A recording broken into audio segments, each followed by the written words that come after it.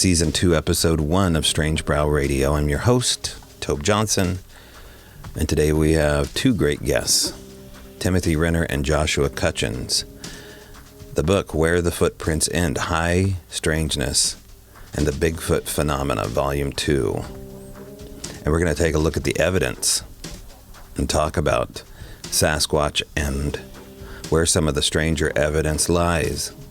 Sounds like a perfect choice for us. Don't forget to check out our sponsor, Feral by Aaron, ERYN, over at Etsy. You can check out Alchemy Sound Tools. It is a busy year in the old Feral by Aaron Etsy shop. Be one of the many walking away and housing some of her wares at Feral by Aaron, ERYN, Alchemy Sound Tools. All right, more on our guest, but first I got to tell you some news.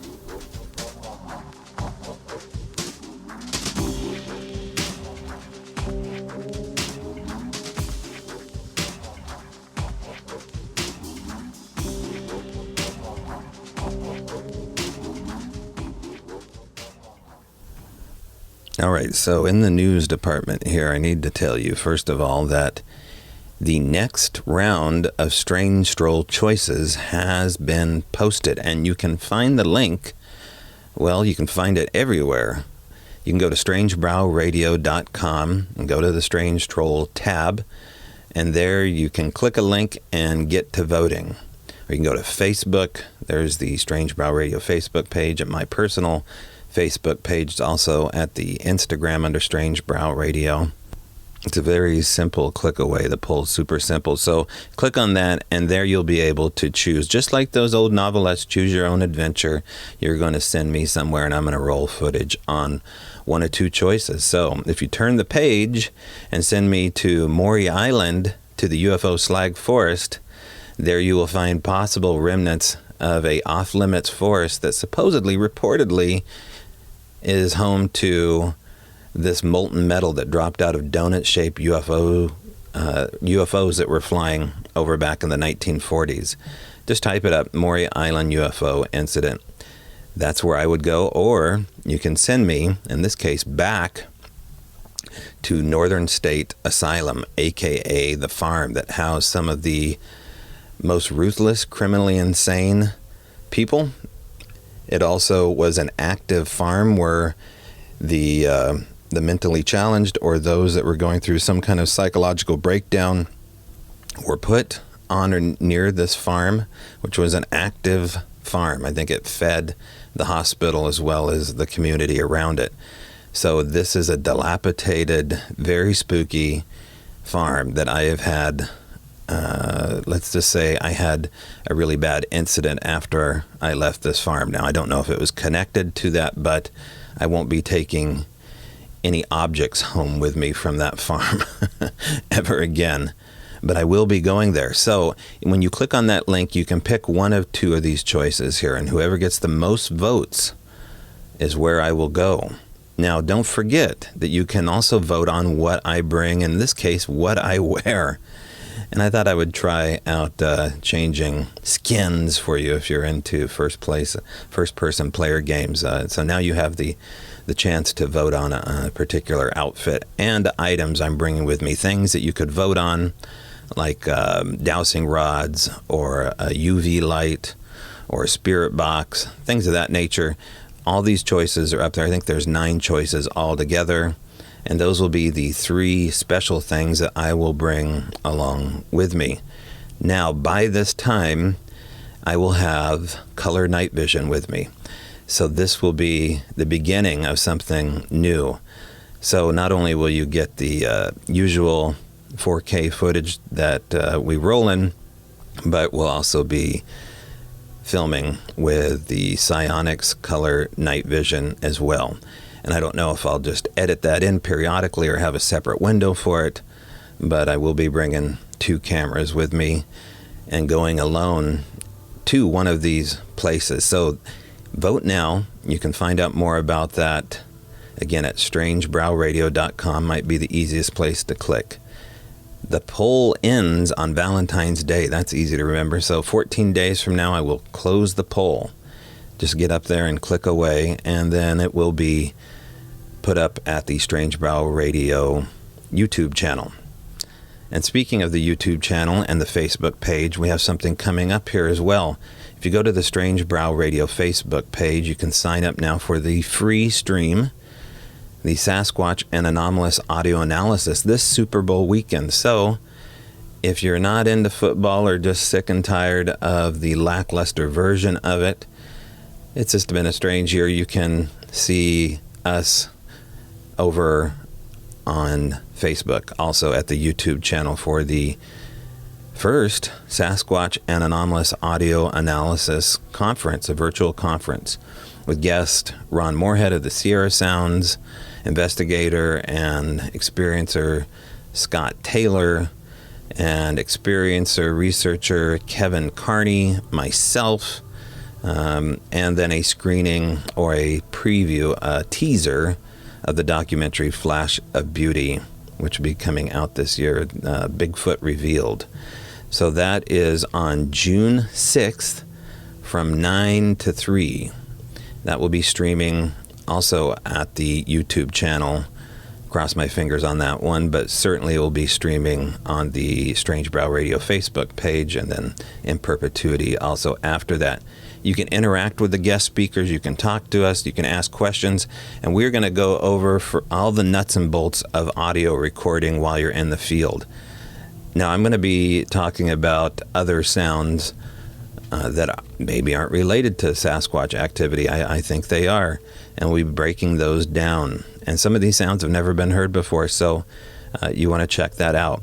Then that evening on the 6th, we are headed out into the rainy Pacific Northwest to do an overnight and come back and do a live review over the audio gleamed from that night. That would be the 7th, Super Bowl Sunday, and that will go from 10 to 1 p.m. So check that out, Facebook Strange Brow Radio YouTube channel. You can go to strangebrowradio.com and find out more about that as well. So that's coming up.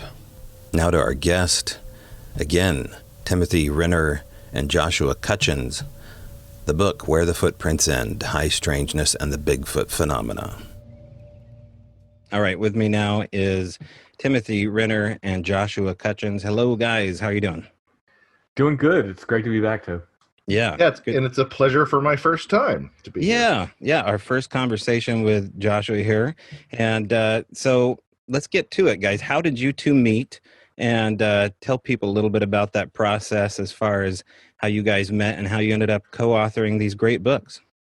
Well, Josh tells it better than I do because he actually remembers it. So go ahead, Josh. Yeah, I actually found the blog post last night, Tim. I'm going to drop it in the chat here. It was Christmas season, and I was getting ready to fix my watch, and I was listening to Where Did the Road Go, and somebody came up, some guy who was going to talk about, local legend tripping in Lancaster County, Pennsylvania, and I didn't really know if I wanted to, I'm sure, there's a Crybaby Bridge, and do the hands push your car uphill? Like, I thought it was going to be that sort of thing, so I almost skipped it, but I'm glad I didn't, because it was Timothy Renner, and it was a really fantastic conversation, the best local vetting of urban legends and getting really to the bottom of stuff that was going on in his area, and it was really fantastic. So actually, the first time that I reached out to Tim, and he didn't remember this last time we spoke about it, but I just remembered it. I remembered it while I was talking about it. Is there was an entity seen at a sort of, I'm not going to say paranormal location, but a location that has something of a reputation near where he lives, called Chickies Rock, that at one point was described as a mummy with knives sticking out of its head. And I reached out to Timothy at the time and said, hey, it sounds a lot like the Pascagoula abduction, the aliens that were describing that. And Tim said, no, not really, but thanks for reaching out to me. And so I was just talking about this the other day. I actually ended up writing a blog post on that being an interesting little similarity.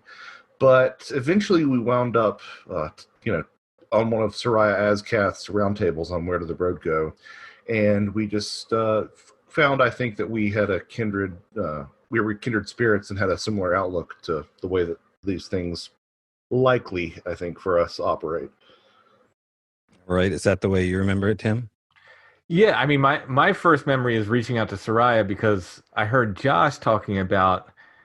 He was actually talking about Sasquatch Chronicles on Where Did the Road Go, and he was sort of applauding Wes for Wes's kind of change in attitude. Yeah, if you remember, Wes started out, talking about flute players and kind of a lot of disdain for the whole paranormal aspect of the phenomenon, and I applaud Wes for this as well. Very very honestly, over time, he's sort of changed, and he sort of said, you know what, there is something really weird about this phenomena, and I can't ignore it anymore. And that's a very honest position.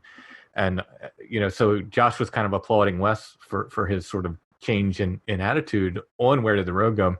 And I had a paranormal Bigfoot show coming up on Strange Familiars, and I was looking for another guest, and I reached out to Soraya and said, hey, put me in touch with this Josh guy. And so that's my first recollection of that. And then again, being on that round table around the same time, I think, as all that happened. But maybe our origin story is a bit like the Joker's origin story. Wonder how I got these scars. 5 different stories. Nobody knows the truth. Yeah. Now, did you both have experiences prior to that? Did you go on discussing experiences on podcast, Joshua? Are you an experiencer yourself? Technically, yes, but you can really fit them all inside a thimble. I can go through a quick list right here. Won't take very long. Saw what I'm pretty convinced was the ghost of a young Confederate boy in Stonewall Jackson's house in Virginia, because I saw him in this middle of this crowd and no one else in my group had seen him. I mentioned it after the fact. Nobody else in the group had seen him, and nobody had passed by the ticket ladies that day, so I chalked it up to that. I had a ghost who was into girl hunting. I had a girl who was into ghost hunting. Back in like probably 2008 or so, and we went to Waverly Hills Sanitarium and had a door slam open in my face and saw some light phenomena. Just some odd synchronicities here and there. Some which are like 5 levels deep, which are really impressive when I tell them spell them all out. But again, thinking like entity-based here, the closest thing to a Sasquatch encounter is that I honeymooned in Blue Ridge, Georgia, which kind of has a little bit of a Bigfoot reputation. There's a lovely museum there that's run by Dave Becara called Expedition Bigfoot now, but at the time there wasn't. So we were in the hot tub on this cabin. And the last night I was there, I was drunk and making, Bigfoot whoops like people do. This would have been 2013. So before I really got into these topics like this, I was just, passively interested. And come out to the car the next day. And even though the driveway to this cabin is, serious, like I'm not going to say, 45-degree angle, but it was pretty darn steep for, several tenths of a mile. There was a giant rock about the size of a basketball, 2 basketballs, sitting behind the tire of my car. Just like somebody had placed it right there the night after I did all these Bigfoot whoops. So, I don't know what that was. It didn't look like it had fallen from anywhere. There hadn't been a rock slide. And if you're going to play a prank on us, there are a lot more obvious ways to play a prank. And if you're going to haul a rock up there from somewhere else, that would have been a bit of a trek. So that's probably the closest thing to Bigfoot that I've had, short of the shuffle snort that I heard with Timothy Renner at Site 7. But that's about it. Yeah. That's all I got from Site 7. That and some glowing moths. Okay. Now I know a little bit about you going to Site 7. Now, were there lights visible when you're at Site 7? Were there the light phenomena, orbs? Did they? Nothing that I could unambiguously say was or wasn't something. I think every now and then we'd catch something, right, Tim? Yeah, but I mean, leaves are on the tree. It's so hard. Like, now I know where I'd take you to see them better. I'd take you back that closed road we didn't go back, and you can see them better from that angle. But at the time, we just sit in that one area, that one parking area. It's just so hard to see when there's leaves on the trees. Yeah, we did see, like I said, we did see some glowworms, and we sort of debunked ourselves because we saw some glowing on the ground. We're like, what is that? We ran over to it and saw probably some firefly larvae. When we did get out, and the more I think about this, Tim, the more I think it might have been something. When we did get out, right when we got out of the car, we heard something that didn't seem very happy with us being there. Mm-hmm. Sort of a bipedal shuffle that the more I think about it, the more it doesn't. I don't think it sounded like a whitetail snort, but maybe it was. Well, let's get into that. Again, the book, Where the Footprints End, High Strangeness, and the Bigfoot Phenomena, Volume 2, the evidence chapter here. And in the first chapter, we're getting into the lights, the mystery lights. So let's start there. What do you have to say, Timothy, about these lights? Now that you've seen them, they seem to be indicative of what I would call power spots or places where the veil's thin, especially Bigfoot spots. Go into some detail here and hop on board, Josh, if you want to, regarding the first chapter.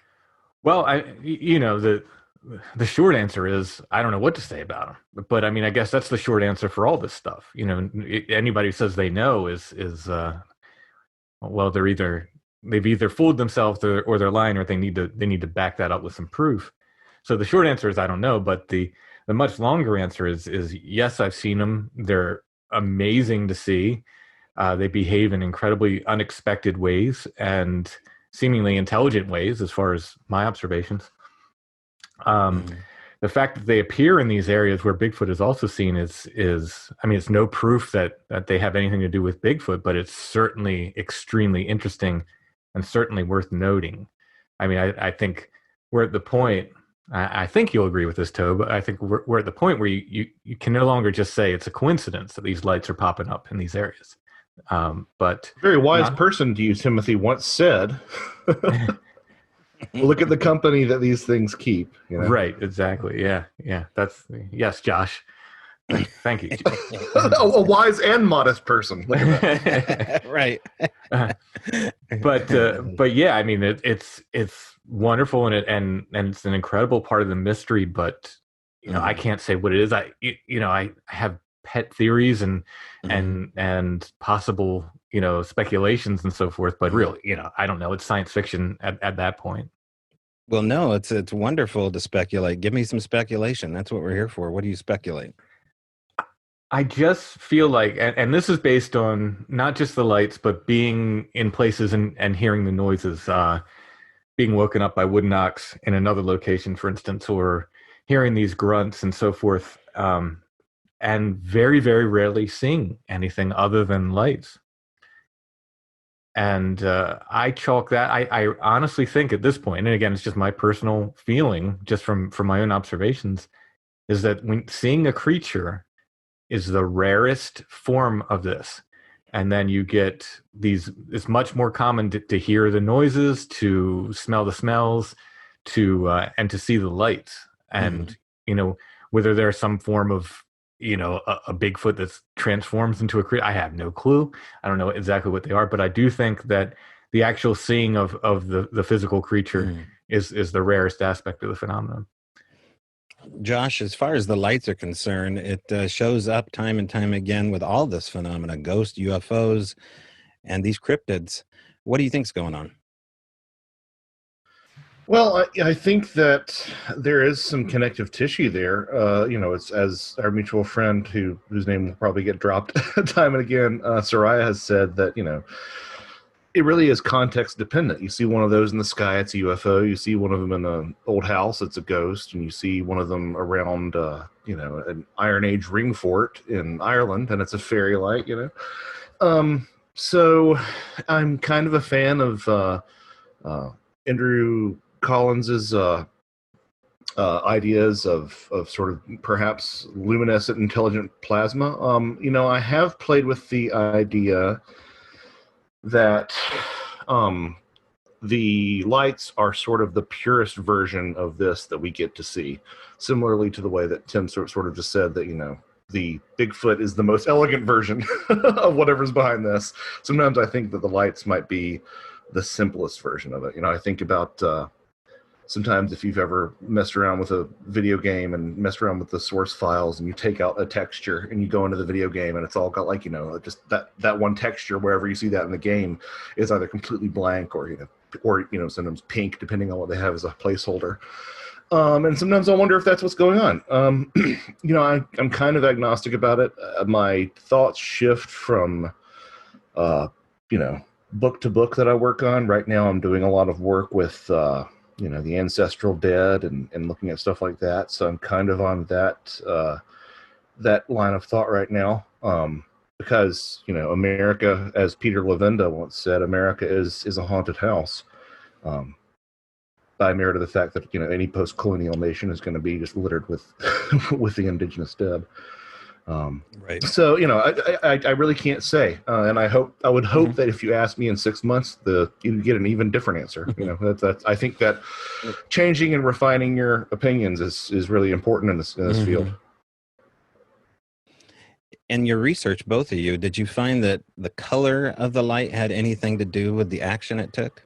Well, I talked to some different people, and you know, one of it's a guy I know very well. He's a local guy, and he actually made it to Site 7 before me, and he was there, and he's telling me about the lights before I got a chance to go, because he lives within probably 3 or 4 miles of the place. And I told him about it, and he ran right up there, I think, that night. So someone else told me about it. There was an older guy who had visited the area when he was a teenager and seen all kinds of weird lights and experienced stones thrown at him from the woods, which he attributed to hobos, even though he never saw these hobos. He said hobos in the woods would throw stones at you. So he'd experienced a number of weird things. So I told my friend, and he went up there, and he saw the lights before I did. And he came out with this, I mean, it's a wacky theory to me, but what do I know? Where he said the lights were Bigfoot eyes. He was 100% sure of that, and B, that they would change color according to their mood. So he says if they're red, they're angry. If they're blue, they're welcoming, I think, or blue or green, I forget which. And and if they're white, that's their sort of natural calm state. And they would change these lights to communicate their mood and communicate to each other, to the other Bigfoot, which is really interesting. And I never really pinned him down on where did you come up with this, or is this just your own theory, or what? Some other people have kind of put out similar theories, which I think is kind of an anthropomorphization of the phenomenon. It's really kind of adding human qualities to it that we don't necessarily know if that's true. It's more interesting, I think, when it comes to eye glow than orbs. The orbs I've seen have changed colors. They've come in all different colors, and other people have reported similarly. But when people talk about eye glow, it's really, really interesting because only so many animals have a tapetum lucidum, which is the reflective surface on the eyes. No upper order primates do. So if Bigfoot is a natural animal and it's some kind of hominid or a great ape, it'd be very, very unique for it to have a tapetum lucidum. And when you talk about these different colors shining, as so many people report, blue, green, yellow, red across the board, red is obviously the most common. The only other animal that I know of, and there may be some others, but that's commonly reported with different color eye shine is a bear. And bears can have green and yellow and red, and it really depends on their diet, what color eye shine they have. So that's very interesting because of how often I think, and I'm not saying all Bigfoot reports are bears. I'm not saying that, but that is the number one animal that Bigfoot gets conflated with. Often when people have reports, other people say it's a bear. Right. So that's very interesting to me. But then you get into the problem of eye glow versus eye shine, and so many witnesses are adamant that it's not eye shine, that it was not reflecting, that the eyes themselves were glowing, and that is a whole different problem because that makes, if that's true, that makes Bigfoot unique among all animals on Earth. Right. Yeah, and on the cover of your book here, it's a blue orb in a Bigfoot's hand. Any reason for that coloration, or does it just look sexy? That was mostly artistic choice. I wanted on volume 1 we have the eyes glowing red, so I wanted a different color for volume 2. So it was more of a artist choice, and I do work with a colorist. I gave him some vague guidelines. I was like, make it electric blue, but beyond that, the color choices were pretty much his. It Yeah. does raise some interesting questions, the color of these lights and what they might represent. I played with this a little bit in my second book, The Brimstone Deceit, which is about smells and the paranormal, and tried to see if there was a way to line up blue or purple UFO lights to reports of smells of ozone, because that might indicate the presence of some sort of um, photochemical reaction between the lights and the oxygen in the area around it. But purple's not really a Bigfoot eye color that you hear about, unless one of you wants to prove me wrong. I'm going to just go ahead and throw out that there's probably a report out there, but I'm sure there is. I don't know of it. Yeah. But I would have, if I had to venture a guess, I wouldn't say it was super common. No, I'd say it's very, very rare. Yeah. So I think there are some things that you can glean from the colors of these things. But as far as it being like a Bigfoot mood ring, I think that might be a bridge too far for me and Tim. Right. And I think blue eye shine actually was one of the first reports we took out of Cottage Grove regarding what someone called a blue-eyed spider. And then it went on as a glowing blue-eyed bear that advanced on a local worm farmer. And so the blue glow is something unique as far as the overall experience for the last 15 years hearing about. Mainly it is red or orange or green, but blue is an interesting choice for the fact that you kind of nailed out of all the eye color you could have picked for the cover of the book there. I was like, oh, wow. I don't know if I mentioned that detail, but old Frank Sinatra swatches. Sinatra squatch. Was this, I'm just Sinatra curious, squatch. Tobe, did they report it, was this the same witness that reported it first as a spider? No, it was actually a house cleaning lady at a hotel in Cottage Grove I was staying at. And, I was chatting her up and saying what I was doing. And she goes, well, we saw a blue-eyed spider out that way, but it wasn't no spider. It moved like one. And, of course, we've all heard these stories. So just for you to pick that color seemed more than synchronicity. Well, when I was doing the research on the chapter, I just dug in and tried to find every color I could just to demonstrate like there's all these weird colors, and I did find like one or two, I think, blue-eyed ones, but it's pretty rare. Yeah, very rare. Well, that moves off into the world of UFOs in general. I mean, these hot spots, they give forth on all this phenomenon UFOs. They don't stop there. So, tell me a little bit about the chapter on UFOs. Why don't you start us off, Timothy? Sure. I dropped that in Tim's lap. Well, in Volume 1, Josh did Bigfoot inside UFOs. And then he said we're going to separate it out, and you take Bigfoot outside of UFOs. So I have a hard time separating the alien contact experience from, traditional, especially Western European fairy folklore.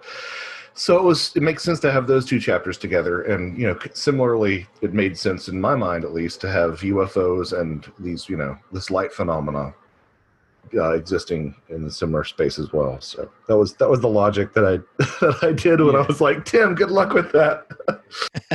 Well, there's so much. That's the thing. There's just, like Josh said repeatedly, it's like drinking through a fire hose, and it's an apt comparison, because at some point when you're writing this stuff, it's like, how much do I include? How much is enough? Because I really wanted to demonstrate to people that it's not an uncommon thing. So when I got into Bigfoot, I knew there was a UFO connection, just from like Stan Gordon and some other people.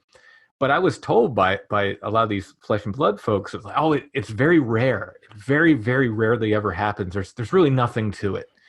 And, I don't know that I bought that entirely, but some part of me was like, oh, they've been into this longer than I have. They must know. And so when I started writing, I just found, dozens and dozens and dozens of cases. And I just, I threw a bunch in there just to demonstrate that it's not rare.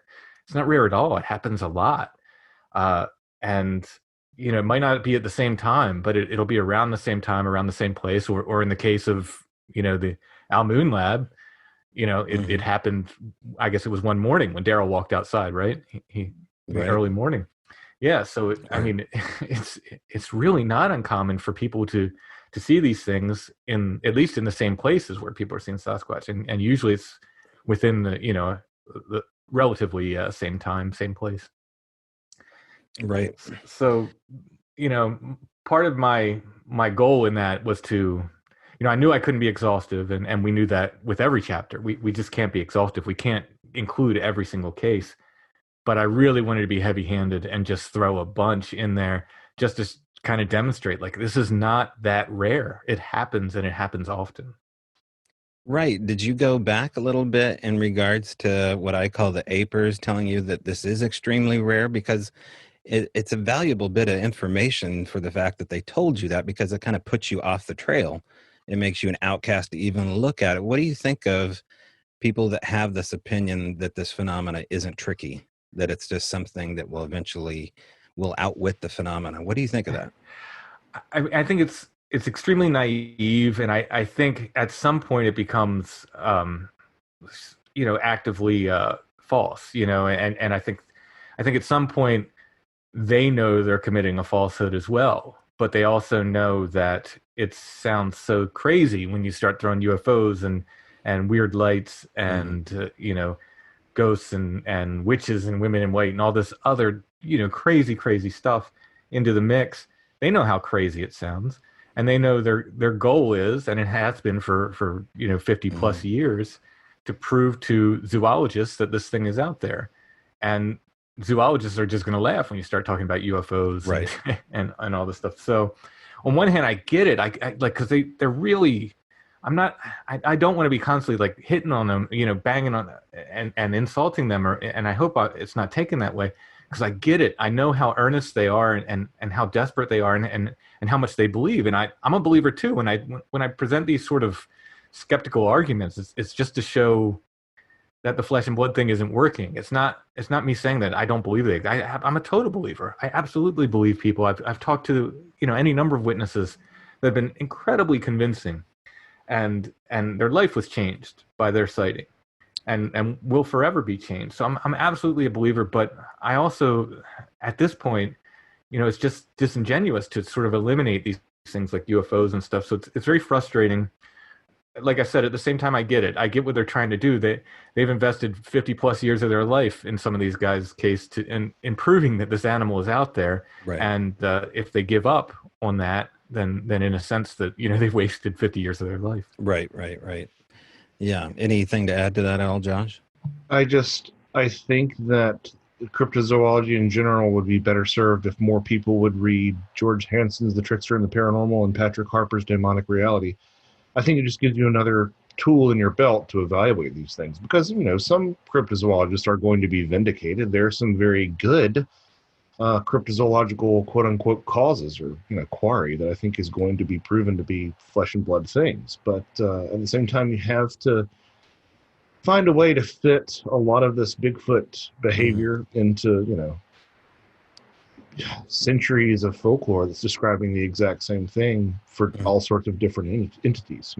Josh, describe to my audience what a Wildengeist is. Am I saying it right? No, Wildnisgeist. Die Wildnisgeist. Wildengeist. Okay, German. Gotcha. So this is an idea that a couple of people have played with through the years, but basically what it comes down to is trying to separate the idea that every Class B report has to have something to do with Bigfoot. The example that I use is, in World War II, they kept on getting back airplanes, and they were trying to figure out where they should armor their airplanes by counting the number of bullet holes, until one person realized, no, you need to count where the bullet holes aren't, because the planes that are going down are getting hit there. The ones that are coming back are the ones that can survive the damage. So I feel like we kind of need to adjust our own expectations similarly in this respect. And what it comes down to is the fact that a lot of these Class B reports where you don't see, Bigfoot, have all the same hallmarks, if you place them in a house, of a poltergeist encounter.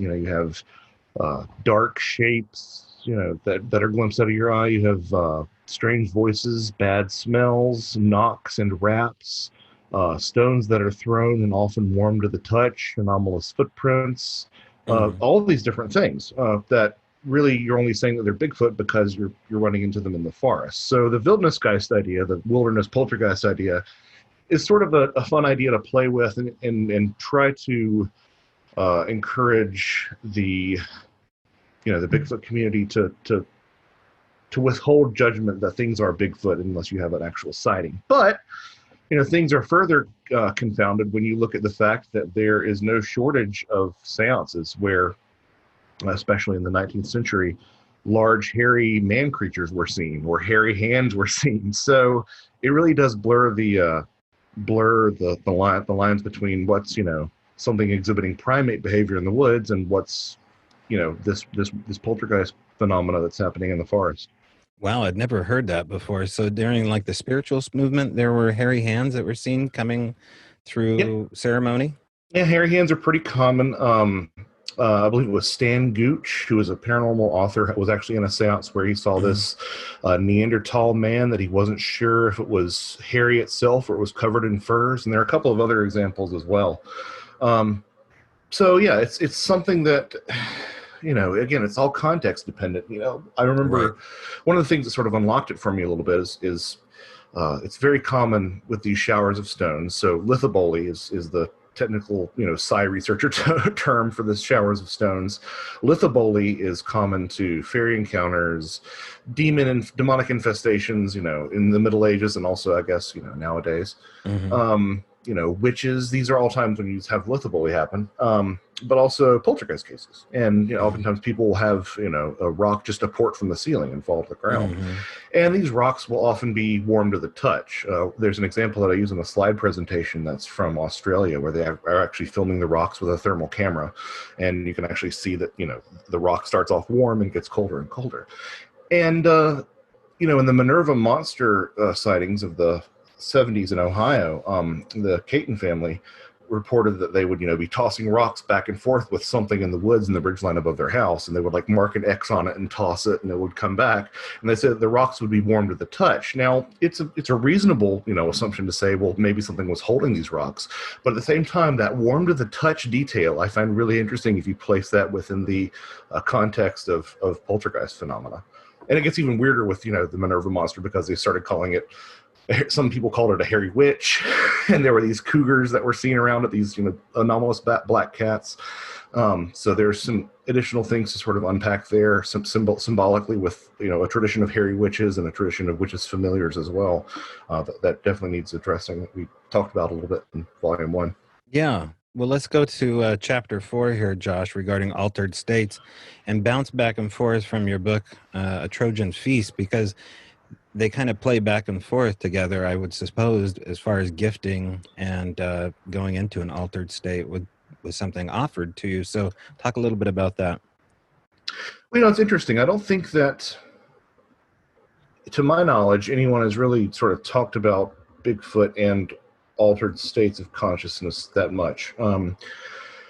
It's been very much in fashion to talk about dimethyltryptamine and whatnot regarding fairy folklore and the alien contact experience, but with Bigfoot, not so much. And I will say that when I was working on A Trojan Feast, a lot of the things that were offered to Bigfoot abductees, which is a small but extant category of people, the things that they were offered sort of looked a little bit different in terms of what was offered to fairy abductees and alien abductees, for lack of a better term. But what's interesting is that there seems to be the possibility of an not orally, but aurally, like through the ear, induced altered state of consciousness in some of these Bigfoot encounters. There is a pernicious buzzing sound, droning sound that's sometimes described, and sometimes has these strange sort of off-kilter sensations reported in witnesses. There was one gentleman on Sasquatch Chronicles whose son fell to the ground, and there was this apparent, they were on a Bigfoot hunt, and they saw this dark figure in the tree line that was making this drone like a didgeridoo. And you'll find an almost, to me, sorry, not almost identical, but very similar and very compelling description in Al Slate and Al Berry and Ann Slate's book Bigfoot, which is sort of the ancestor of this book, Where the Footprints in these books, because it's just so much great stuff about weird Bigfoot in there. But at one point,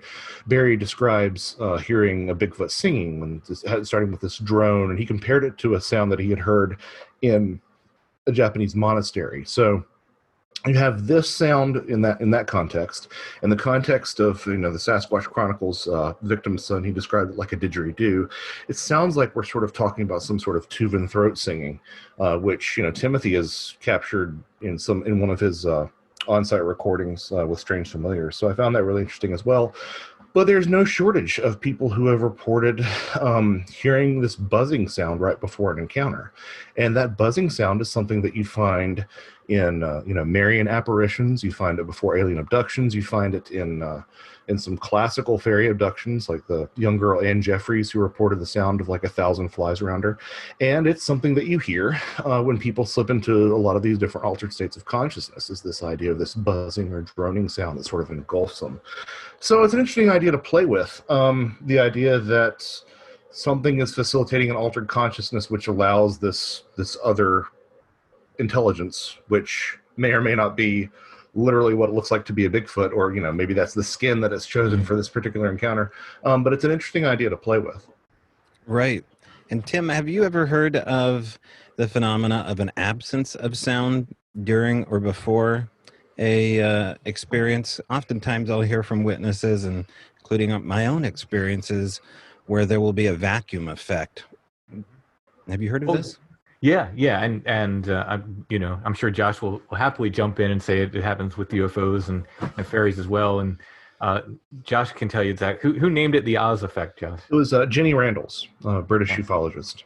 Okay. And there's an interesting encounter that Linda Godfrey had collected that I talked about a little bit more in Volume 1 than in Volume 2, of this gentleman who had seen a Bigfoot in this park called Schiller Woods, which is interesting for a lot of different reasons.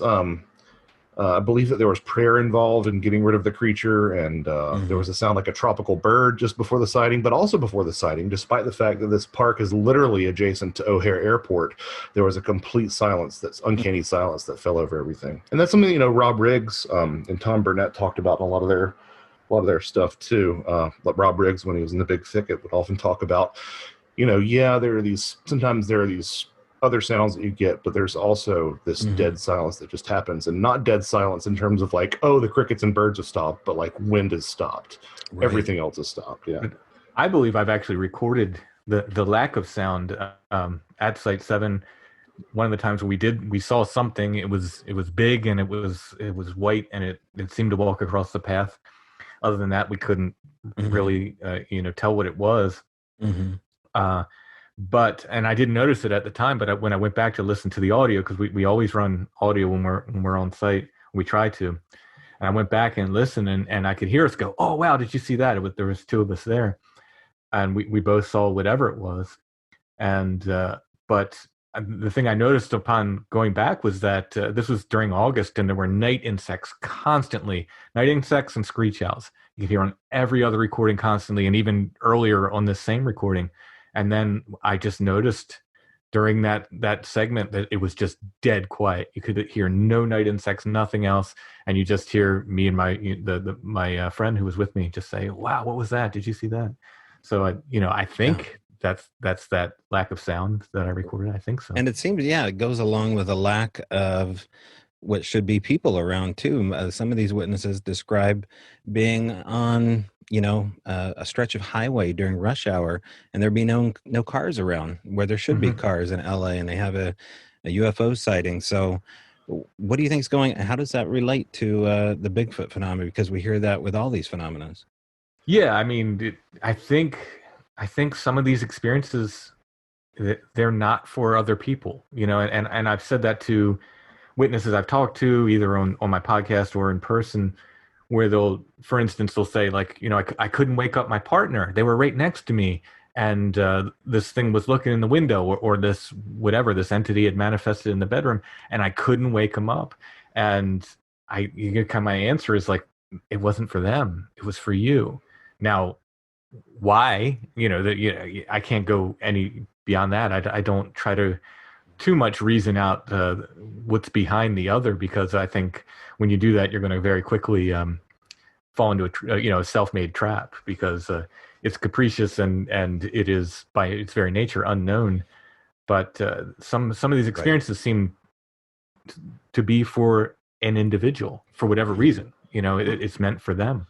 Well, and they can be very personal.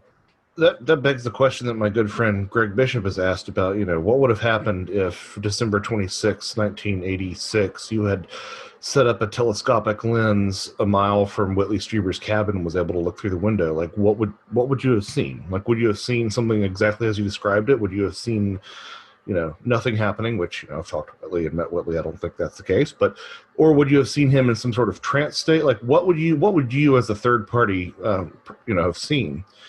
And I'm of the I'm of the persuasion that, at least in some cases, these things happen completely internally and happen in an instant. That's the only explanation for some of these things. But who really genuinely knows? I can't say. Right. No, it's a tricky subject for that very reason, because it does have that tailor-made quality to it, and it seems so personal, and sometimes the evidence is so personal in nature that you can't even share it because it's so minute, but yet so heavy to you that you get into the nuances, you get into the weeds of this stuff very quickly. Absolutely. So, and exactly what I'm talking about. When I'm trying to tell people, like, Right. the whole day with this darn cedar ball that we talked about on my Pandemonium episode, when you're asking me if I still had it, and it was just like, to anyone else, it's like, so what? You guys were messing with the but it's not so what. It was this incredible moment of like, why are you asking me about a cedar ball, Tobe? Because we just had this whole weird experience with it. It was but to try to explain that to anyone else, it just loses the power. Right. Yeah, it does. And maybe that gets into cameras. It's not in your chapter, but it's an interesting dynamic. Cameras, we don't have the permission slip with this phenomena to a degree to really go out there and prove it to anybody. Sound, though, audio, is a whole different permission slip with that. What do you think the difference is between us coming out with a recorder and camera, or have you guys even given it a thought? I've given it a lot of thought, and I quote you quite often on that, by the way. Yeah, I was about to say, was that you that said that? Because I've heard Tim say it about 1,000 times. Yeah, that's a good one. That's Tobe's original thing that I've... Well, I don't know. I think it might be them that gave it to me more than anyone. Yeah, I quote you a lot with that because I think it's sort of the best almost way to phrase it, that we don't have permission. I don't know what it is. I've taken pictures of the lights at Site 7, and they're completely unimpressive. They look like little tiny like points of light out in the woods. Big deal. And I'll tell you that if I see them in their red, or if I see them in their blue, if I see them in their green, and we take pictures of them, they will come out as plain white on the camera every single time. I don't know what that is. Again, is that personal perception versus what they really look like? I have no clue. But I don't even bother taking cameras with me anymore. I mean, we all have one in our pocket if we carry a cell phone, but I don't bother opening the camera app up. I don't think you're going to get anything worthwhile. And in my experience, whatever you capture on audio is going to be much more interesting in the end. I just thought of this, and feel free to tear it apart. But this occurred to me that I feel like where we are with audio technology is a lot better at capturing and recreating what we hear compared to cameras and lenses and the human eye. Right. And I wonder if that might be a byproduct, because also you hear about all these studies about how much of our peripheral vision we just sort of fill in half-assedly. We're not actually processing that. Our brain is sort of archiving that and throwing it back up around whatever we're focused on. So I wonder if there isn't something that's inherently more psychological about vision as compared to hearing. I don't know. Yeah, good points. It gets into the nuances of these sounds. We're going to be doing a conference coming up here on February 6th and 7th called Sasquatch and Anomalous Audio Analysis. And these other anomalous sounds that are indicative of Sasquatch activity, I call them like the business cards that are being thrown out to your recorder. One of them is way more nuanced, and I think a lot of people miss this, but it goes into the world of the specter and the poltergeist, which is these small raps, taps, hits. You guys have any comments on what those are? And go ahead and tell me what your experience is with that. I think you've gotten into it more in your chapters, right, Josh? I mean, yeah. So I have to sort of put that within the context of, well, first of all, communication. That's always a way for spirits to communicate. That's primarily, if you look, the spiritualist tradition. But also, you have to take a look at the number of times that passage into the other world. So whatever that might be, fairyland, the afterlife, the spirit realm, whatever, is sometimes preceded by tapping on a special rock 3 times or something, or making 3 raps or 3 knocks. So I think there's something in that bit of folklore that Ron Moorhead has talked about, sort of alluded to in a way, that these raps and these knocks are actually. He said it in a way, and he was trying to be all quantum physicsy about it. And I'm not trying to disparage him. I just think that it's a lot easier to just put this in folkloric terms. Bigfoot going in and out of trees, which kind of sounds silly on its face, but there's such a connection between whatever Bigfoot is and the trees, to the extent that sometimes I think we might literally be dealing with like a dryad spirit or something. That I wonder if it's not something about that, some sort of phase shift, or I'm wondering if that's not sort of like things popping in and popping out of our reality. That's what I've been leaning towards. But as far as, again, like everything else, as far as a solid answer or a solid opinion, it's gonna change. Right. But anything to add, Tim? I think I've heard you say something similar about them popping in and out with the sounds, haven't I, too? That's where I'm leaning. Yeah, I think so. I mean, I was woken up by wood knocks at that ghost town in Pandemonium. Funny enough, and I thought about this recently. It was after leaving some of the things that you gave me, Tobe, that you had been gifted. We were doing that little experiment, and we left those earlier in the day. So I don't know. Did that have anything at all to do with it? I don't know. It's only recently that I started thinking back, wondering like, wow, I wonder. But these were very powerful. These were very, very heavy wood knocks. But I've met other witnesses who said they had very intense encounters, and the witness showed me, and I thought he was like really banging on a tree, finding Bigfoot style. He said, no, I was just tapping lightly on a rock, just with a stick, not even really with a large limb or anything. It was like with a little stick, and he was just tapping lightly on a rock, and then had this very, very intense experience after that. Yeah. So yeah, it's something about communication and tapping, I think. Right. But, I think there's a lot of meat to what you're saying about, like, could these popping sounds be something coming in and out of this dimension? I think we can all agree that the idea of Bigfoot deciding to make a tree knock and just finding at hand a suitable piece of wood is not a satisfactory answer. Right. Yeah, it seems like a clumsy act, based on something that seems so hyper intuitive. Well, and if that's the case, you should see like every Bigfoot should be carrying a walking stick or something, but Right. you just don't see that often. Right. Or a walker. That would be even better. Yeah. Oh gosh. A hover round. Right. One of my favorite, just while we're talking about sounds real quick, one of my favorite sounds that I know Ron reported in Sierras, and I know tons of other people have reported around. I don't know if you've ever heard the car door slam, Tove. I have. I got that on tape one night. Oh wow! So okay, describe people what you mean. So we're out in the middle of the woods. We were actively investigating a Bigfoot sighting. Someone had, I think, probably a week or more before we got there. This was usually I try to get there within days, but this guy didn't contact me till like a week or more after he had his sighting.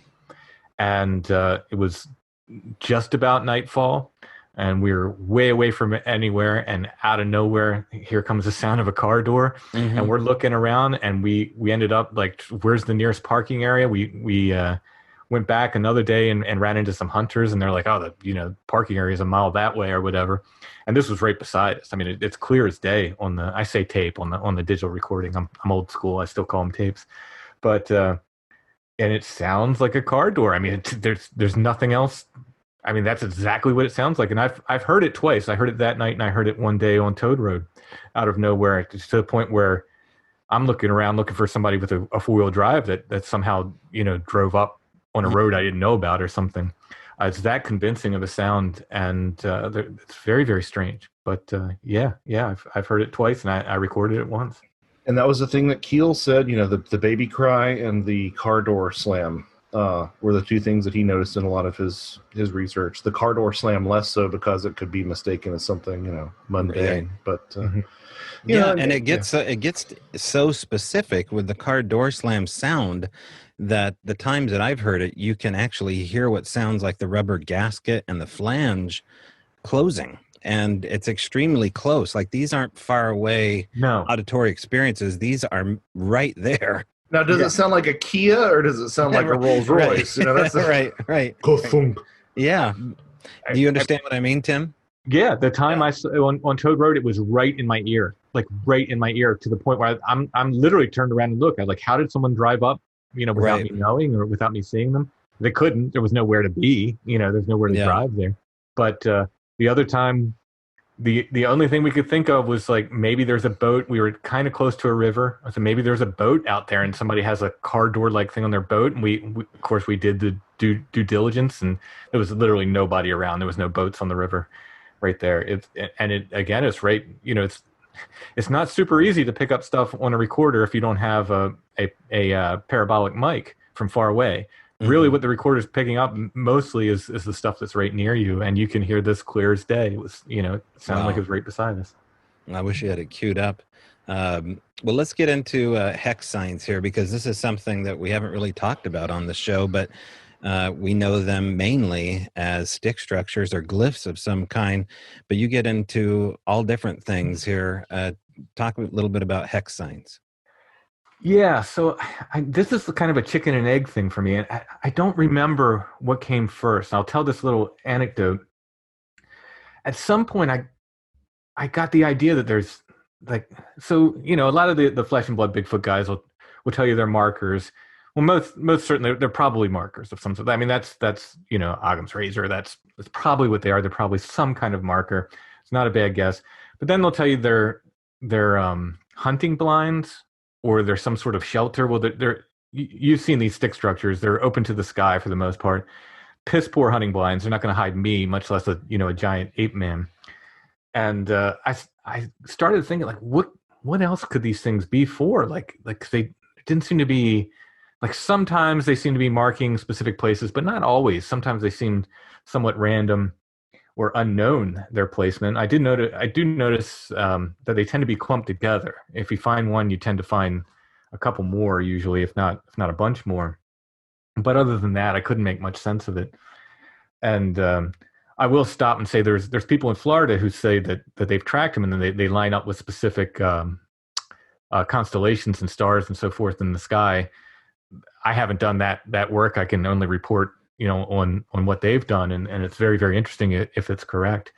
But my own experience is just like I can't see them as definite markers for anything. I can't see them as anything. And I sat down with a ghost box in one day, and I'm asking all kinds of questions about all different kinds of things, and I really didn't get any hits all day long until I said, what is the purpose of this structure? I'm literally sitting in the middle of one of these teepee structures with a ghost box. And the only clear answer I got all day, it came back and it said spiritual. And I honestly don't remember if my mind was already leaning that direction, and did I influence the ghost box? Maybe, I don't know. Or if that's when my mind turned. But then I started thinking, could these be some form of fetish, or some form of like a three-dimensional sigil? In other words, a magical symbol. A sigil is essentially a graphic spell that people make. And is this like a three-dimensional version of some sort of spell, or is it some kind of fetish? Like we talk a little bit about the devil nets from True Detective, they call them, the sort of symbols that people were making out of sticks and so forth. Is this some sort of form of that, some sort of fetish, some sort of altar, some sort of religious thing? And there's more meat to that theory to me. And again, this is pure speculation. I don't know. I don't have, as Wes would say, I don't have a Bigfoot in my garage. I don't know. But there's more meat to that explanation for me, that there's something about them that has to do with the spirituality, or like I said, like making fetishes of some sort. Could these be altars to Bigfoot gods? We don't know. But to me, it just feels like a meatier explanation than saying they're just marking the hunting grounds, or they're leading to water, or whatever the other cases may be. So I started looking into other hominids other than humans, and looking for instances of religion and magic. And there's some pretty good evidence that Neanderthal man, like if this is another hominid, Neanderthal man had ritual and had art and had music and probably had some kind of religion. And this is based on them finding what they think are to be magic circles in Neanderthal caves, and very symbolic setups of bear skulls and human skulls and specific patterns and so forth. So, I'm not a big fan of the Bigfoot is an extant, hominid theory. I think there's more to it than that. It's much stranger than that. But even if it is, we can easily say that, well, Neanderthal had religion and they had magic, most likely. It's not a big leap to think of these creatures as having some sort of magical leaning, so as they're into the occult, or they have their own shamans, or whatever the case may be. And these structures may in fact be some form of magical practice. Okay, so what happens if you take some of this magic home with you? Is that something you've done, like a glyph or a stick weave or anything that was a treasure from the forest and from Site 7? Have you brought these things home, and has there been consequences of that? I haven't. Now I've messed a little bit with stick structures in as much as I've tried to pull them apart. And I don't know if you've done this, but I've found them to be very well constructed and very sturdy. They're not just sticks leaning together. They're woven in. I found, at least around here, it's usually like a living tree and then some deadfall and then some pretty heavy branches kind of all woven together in pretty similar ways, depending on the structure type. You get these pyramids and the sort of rainbow bends, and people call them arches and so forth. But they seem to be sort of made in the same way, and they're pretty sturdy. Like if you try to, I don't like the idea of like going and destroying, someone's, maybe it's artwork, maybe it's like I said, maybe it's religious in nature. I don't necessarily like the idea of going and destroying that. So I don't really mess with the stick structures, other than to kind of try to figure out how they were made and pull it on them a little bit, and have been amazed at how well constructed they are, how well put together they are. So I've not brought any of those home. I do bring other quote unquote gifts, from gifting sites home, and I've had no real issues myself. A lot of people are like, I wouldn't bring that home.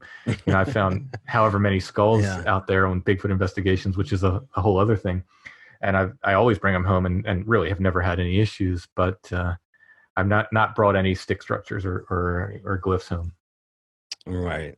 Hey, Josh, let's talk about Chapter 7. Let's get to the title of the book, Where the Footprints End, regarding trackways of Sasquatch. Why do the footprints end in such strange ways, and what have you found? Well, if you know, please tell me, or rather, I wish you'd told me months ago, so I kind of put it in here. There's just so much that's wrong with the footprints, which is weird because they're also like the best and most compelling evidence that we have. Exactly.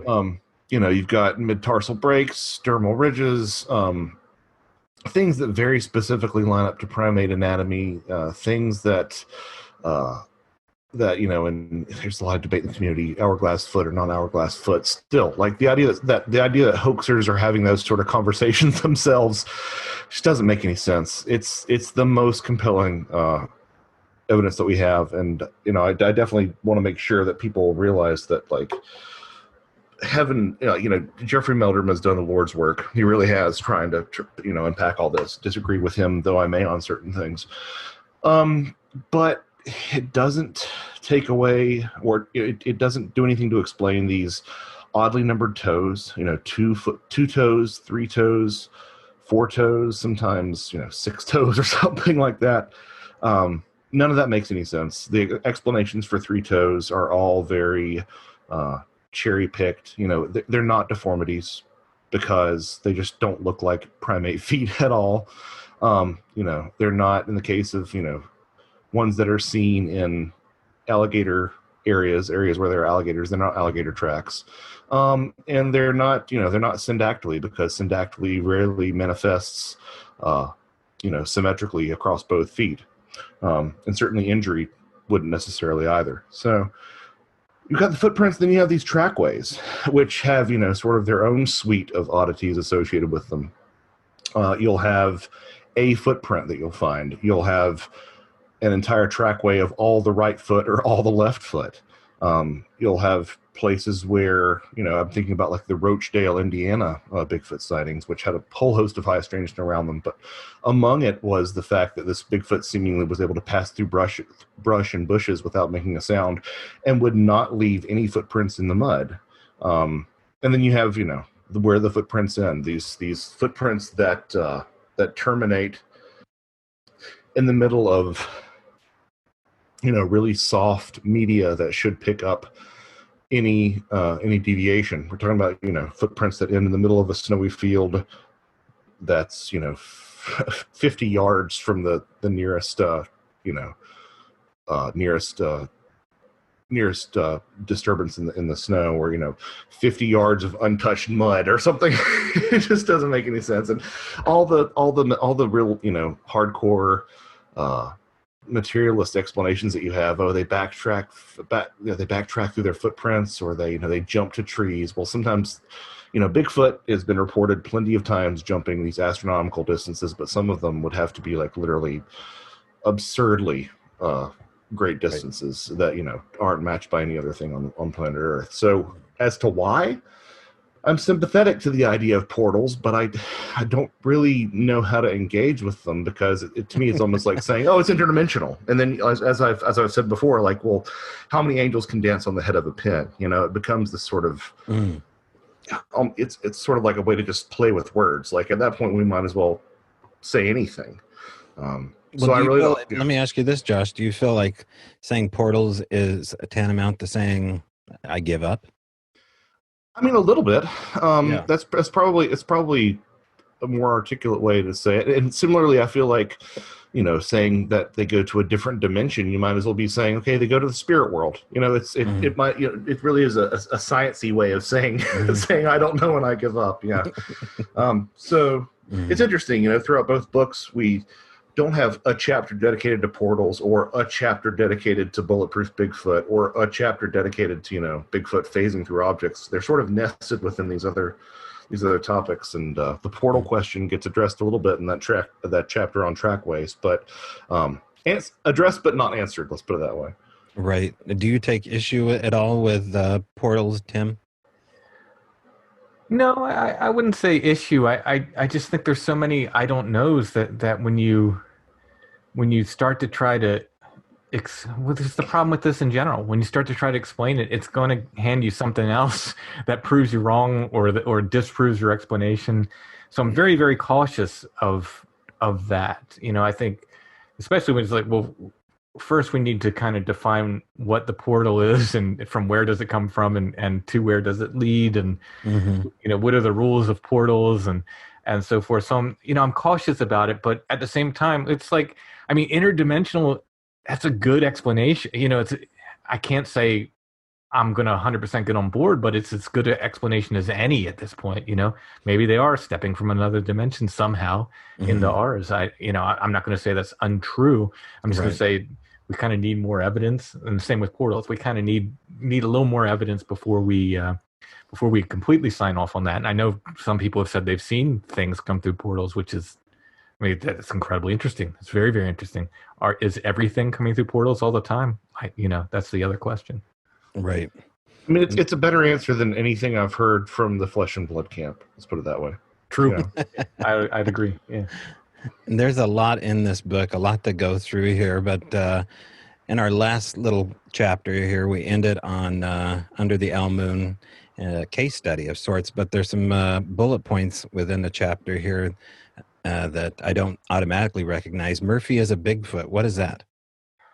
Oh, that was just a line I took out from Clint Berrickman when he was talking. Cliff Berrickman when he was talking about the London trackway. Oh, so right. So I talk just a very briefly talk about the London Trackway and your involvement in that very briefly in the chapter. And he sort of has this thing on his blog where he talks about the London Trackway about Murphy as a Bigfoot and basically Murphy's Law being applied to like every Bigfoot investigation and how many things seem to go wrong around Bigfoot. And I thought it was a very, very appropriate quote to include Gotcha. in the book. Okay. Yeah. So did any surprises jump out while you're writing this chapter in particular, Timothy? I mean, our communication, we didn't have a lot of communication, during nobody really did during 2020, but you knew most of the case here. And, some things seem to change over time with the area. Well, a lot has changed over time with the area overall, but you and I had our own mutual experiment, or, we were trading gifts back and forth periodically as you were writing this, or at least toying with writing it. Did that affect how you wrote this book or this chapter? I tried to sort of remove myself from it and more tell the story as you told it to me. And then when I found the what is it, the Bigfoot UFO connection? Is that the film? Oh yeah. Yeah. When I found that on Amazon where you're interviewed in that, I pulled some from that as well. Mm-hmm. Because some of the things we didn't, I think when we initially talked, I don't think Daryl was like fully out of the closet, Right. wanting to be associated with everything. Yeah, he hadn't gone full Al Moon yet. Yeah. And so I had never heard the UFO story, which I picked up from that video, and a few other things, I think, including and if we talked about it, I completely forgot about it, but I don't remember the messages you were leaving on the blocks with letters on them. Yeah. And you were getting essentially English messages back, which is incredibly interesting. That's super fascinating to me. And how many times did you do that? I know like you showed it kind of once in that movie, but did you repeat that experiment multiple times? So we repeated it at two different spots at Al Moon. The last time we repeated it was up after Daryl had sold the place in the wilderness area behind his house. And I don't know if you know this story, but I'll just tell you because you're here. We went ahead and it was post-COVID. So I went down there and grabbed the blocks and spelt out deep in the woods, "Can we meet?" And, just on simple little blocks with letters. And I left some extra letters on blocks for them to spell out an answer.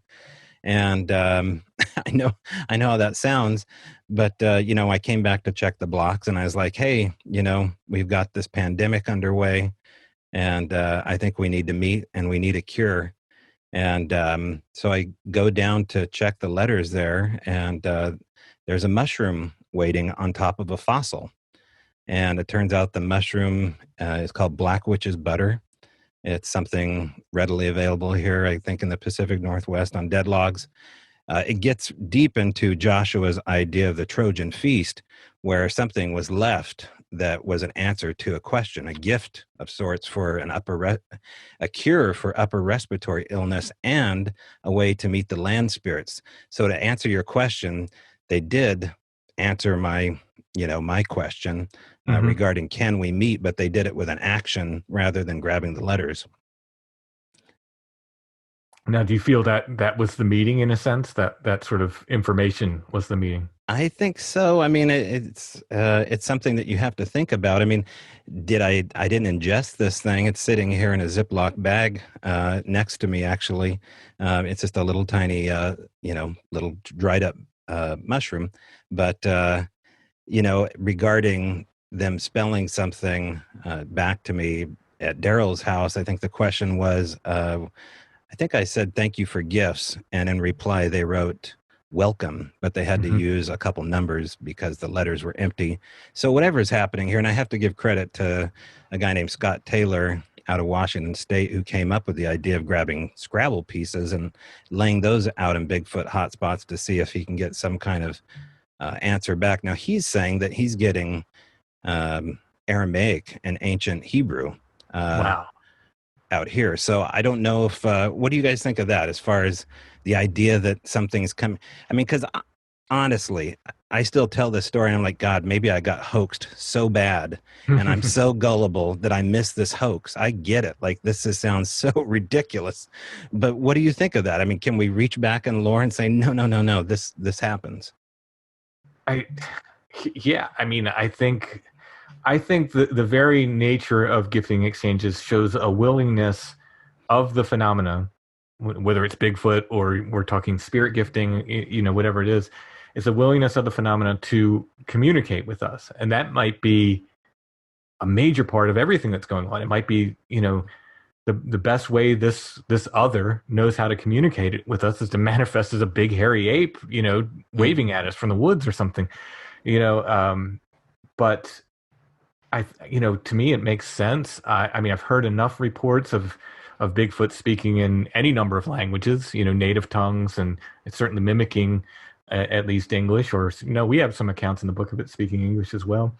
So it doesn't surprise me in the least that it would be able to communicate that way. I remember reading other people, and I thought it was at least a shield, but it wasn't. It was somebody else who was getting Chinese symbols and glyphs. That were like the Chinese symbol for friend, I think. They were getting in glyphs and stuff that was laid out in sticks.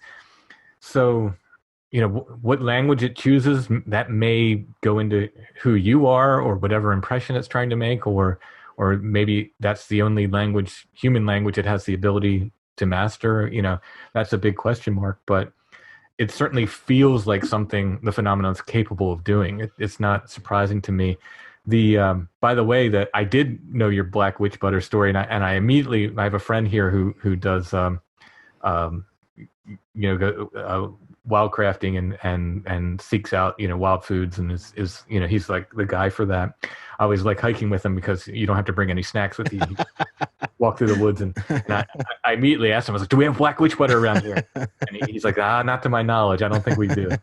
I mean, This is all to say, there's also a possibility that this is entirely you, Tobe. I mean, I don't know if you've really played with that idea yourself, but the idea that this is some higher part of you that's somehow manifesting all this. Yeah. Tell me how that would work. Well, yeah, that's a great question.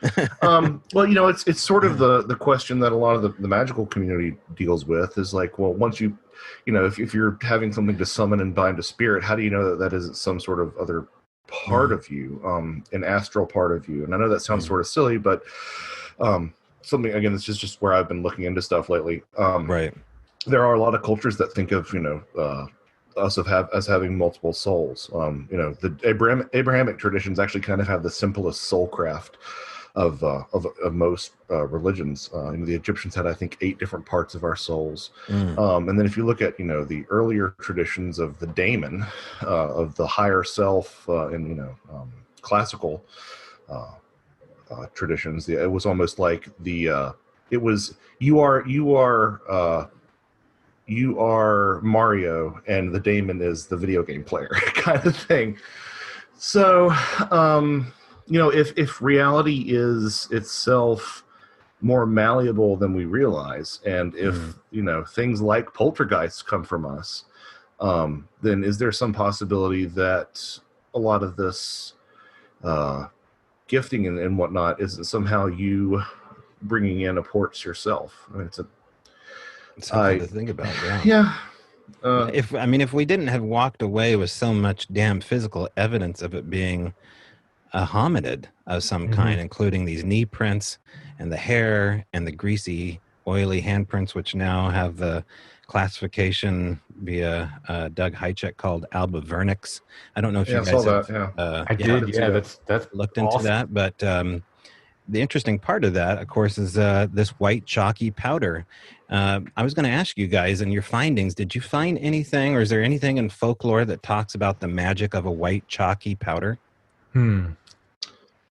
Not Coke. I'm not talking about nose candy. Well, so I'm struck by 2 things come to mind immediately. Number one, if you need to create a protective circle, I mean, you do it in salt, but I think also chalk could be used for the purposes of setting up a sacred space. But some people have tried to, and I always fall short of really signing on to any of these ideas because they're always so kind of scattered. But some people have signed on to the idea of limestone having some sort of paranormal properties. And if memory serves, limestone is basically calcium carbonate. It's basically, you know, dead seashells, which is chalk. But I mean, that's not in terms of powder. I don't know if that really is a direct one-to-one correlation or not. Right. Yeah, I'd be surprised if you did enough digging that you wouldn't find something, but I'm just not, like, off the top of my head, I'm not pulling anything up. Yeah, there's some magically operant person who's just screaming at their right. Yeah. their headphones right now. Well, like maybe gets into location properties, rock quarries being one of them. You know, why would Sasquatch hang around rock quarries? They're super hot spots. You know, interesting to think that they may be mining of some kind, and that gets into ancient alien type teaching of what could be happening here with them. Are they the megalithic mound builders of old? Well, I mean, when I meet Bigfoot witnesses, I do all the Bigfoot stuff first. You know, how tall was it? Where was it standing? Blah, blah, blah, et cetera. I do all the standard Bigfoot stuff. Then I have a series of got questions. more patience than I do, man. Timothy's the only person who has a Bigfoot order of operations. right. No, I mean, then I have a series of questions I ask them afterwards. Among them, like, what else weird have you seen or experienced? But one of them is, where around here is there someone was digging in the ground, or is there legends of buried treasure? Almost 100% of the time, you'll get a story. Oh yeah. There's a legend of, there's an old silver mine up the way. There's a legend of it, or old man Charlie supposedly buried treasure back there. There's supposed to be gold buried back there. Or very often there was a mine here. Yeah, there's an old mine up the road, and it's abandoned now, but there's an old mine. So quarries are another big one. So I mean, I really feel like there's something, and again, I don't know what it is, but there's something about this idea of people digging into the ground, and then this phenomena kind of popping up around those areas. Right, and that would heighten up even poltergeist activity. You know, that was one of the things that we had wondered, whether or not building, as Daryl was doing on the property, building this metal shop where a lot of the activity was, somehow stirred up the activity the same way it would in a haunted. Oh, so he had built that. That wasn't existing when he moved in. Well, just the pillars and the roof, but he added a cement slab, which was almost like I don't know, it almost seemed to be putting a dam over something that wanted to have free energy flowing out of it, you know, and it, right. I was like, man, maybe you put a cap on something that didn't need a cap on it, man. Wow. No, that's really interesting. I thought the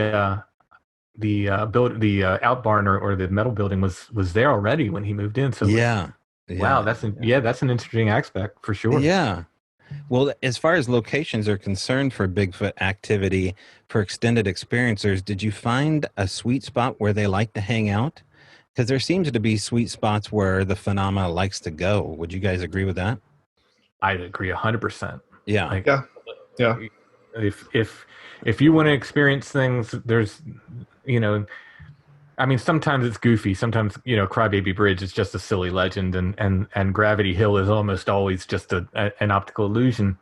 But some of these other places, I mean, just in my research, I found like there's often a reason why these legends pop up, and why people say like, yeah, that area is, you know, that's the Devil's Hole, and there's you know, tons of ghosts there, and hobos will throw rocks at you from the woods or whatever it might be, you know. Yeah.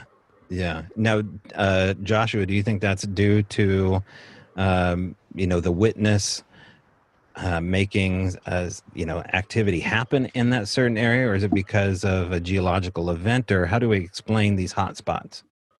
I mean, I think looking for, I don't think that there's geography that can guarantee that something happens there, right? But I think that there is geography that is more conducive to this happening. I think that there's architecture probably that's more conducive to these sort of things happening. I mean, not necessarily Bigfoot, but just these phenomena in general. You know, something that I talk about towards the end of the book in the chapter on the trickster is the Philip experiment, which I don't know. I don't want to talk down to you if you're familiar with it, but are you familiar with it? Talk down to me.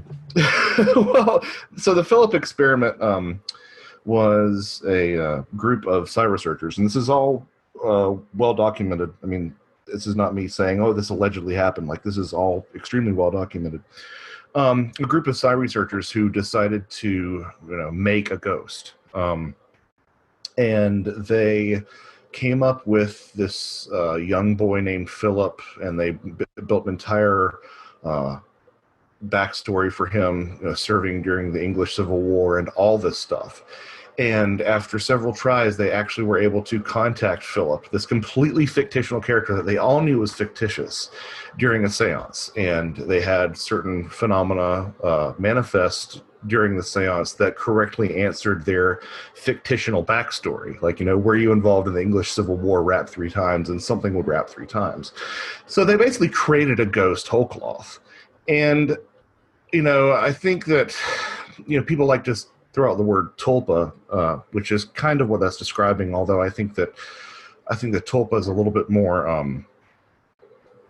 It's a little bit culture specific for my taste. I think that people throw that word around too much, but I do think that there is something to the idea that certain areas have a sort of psychic accretion, and I think that they do build on themselves.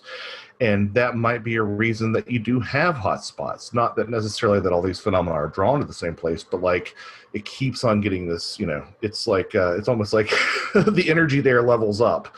And, at level 1, you get ghosts, and at level 15, you get UFO crash was there back in 1925 or whatever, So that's kind of what I'm leaning towards. I don't like that idea.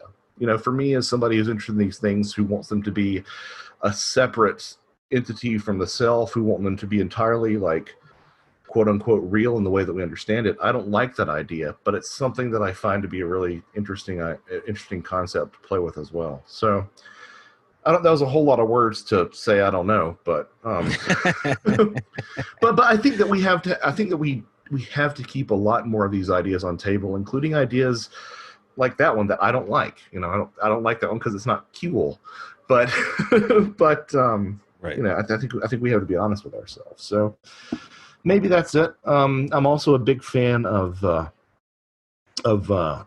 The cover. Well, Zorth, yeah, Zorth. Zorth got mentioned on Mysterious Universe this past. Oh, he did. Zorth did. Yeah. Okay, but you guys have any opinion on Zorth? What can you say about Zorth? No, but there's take the book. I mentioned this the other night. There's a cover to the re-release of Jacques Vallée's Passport to Magonia, and it's a picture of a gray alien, and it's got like 3 masks that it's holding in its hand, and one of them's like a fairy queen, and one of them's the robot, or no, one of them's a fairy queen, one of them's a devil, and one of them's like a 1950s alien. And that's an interesting idea that these things are wearing different masks. But that artwork from the cover, the original draft of it, which I have a picture saved of, is actually the gray alien itself is revealed to be a hand puppet, and the actual arm of the puppeteer is outside the frame of the of the picture. And that to me is my favorite idea, which is that we're dealing with something that wears a lot of different masks. Mm-hmm. So it totally makes sense that you'd have a window area, because it's just the phenomena that manifests there and chooses, depending on what will resonate with people, to either be mystery lights or a ghost or a Bigfoot or a UFO. Yeah. Yeah. Well, the Al Moon area seems to have dug its little 4-fingered rubber hands into some new host, because there is a still connection to Bigfooters living on that land, which is just now coming about. So it'd be interesting to see how things progress, because I'm miles away from it, probably 5 hours or so away from the land as it is now. And I think in general, once the land finds the parties that are interested in it, that it calls them in kind of like a siren from outside the source, no matter how it works. I don't know how the synchronicity or the magnet pulls these people in, but it gets its hands on them somehow, some way. And it's interesting to watch that play out. Did you guys find that at all, that these places where Bigfoot phenomena is more active, these extended experiencer spots, that they call in people? I don't know if I thought about it like that. I mean, it's certainly one possible explanation. I mean, why else does it happen? Why else do these people keep having these repeat experiences? I mean, Is it unless, and again, like Josh said, I don't particularly like the idea that this is all like us manifesting something from our subconscious. I don't like that idea, but it's still something we have to throw out there, you know, and list as a possibility, and unless that's happening. But the thing is, it doesn't seem to. That's the really difficult thing about this, because I want to go completely like off the map and say it doesn't matter where you are. And you know, a lot of people, when I started Strange Familiars, they would, what is it about Pennsylvania? And in the beginning I say, no, it doesn't matter where you are. It doesn't matter where you are. I would find the weird stuff if I lived in Colorado or Florida or wherever. It doesn't matter. Right. But then over time I'm like, well, wait a minute, there's something about place.